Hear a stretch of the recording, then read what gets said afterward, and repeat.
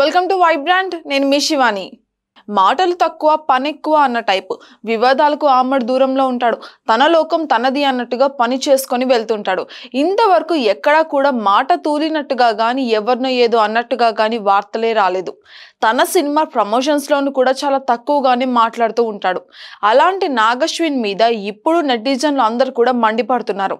కల్కి 1000 కోట్ల పోస్టర్ మీద నానా రచ్చ జరిగిన సంగతి తెలిసిందే. బాలీవుడ్ మీడియాలో ఒక వర్గం అయితే ఈ 1000 కోట్ల పోస్టర్ పెద్ద స్కామ్ అని, అసలు కలెక్షన్స్ 800 కోట్ల వరకు ఉంటుందని, కానీ ఇలాగా ఫేక్ పోస్టర్లు వేస్తున్నారంటూ ట్రోల్ చేస్తున్నారు. ఇవన్నీ పక్కన పెడితే నిర్మాణ సంస్థ వైజయంతి అయితే 1000 కోట్లకు పైగానే వచ్చింది అంటూ అధికారికంగా పోస్టర్ వేసింది. ఆ 1000 కోట్ల పోస్టర్ను ప్రభాస్ షేర్ చేయలేదు. దాని మీద కొందరు ప్రశంసలు కురిపిస్తే ఇంకొందరేమో ట్రోలింగ్ చేశారు.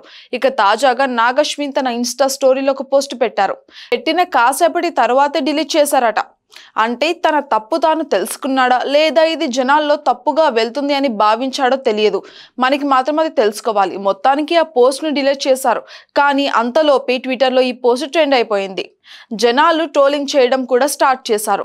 మాలాంటి యంగ్ టీమ్ కు ఈ మైల్డ్ స్టోన్, ఈ మెంబర్స్ చాలా గొప్పవి. మేము దీన్ని బోల్డ్, అశ్లీలత, రెచ్చగొట్టడం, అసభ్యకరమైన కంటెంట్ చూపించి సాధించలేదు. అదే మాకు చాలా గొప్ప విషయం. మా వెన్నంటే నిలిచిన ఆడియన్స్ కు థ్యాంక్స్. రేపటి కోసం అంటూ పోస్ట్ చేశారు. దీని మీద జనాలు మండిపడుతున్నారు.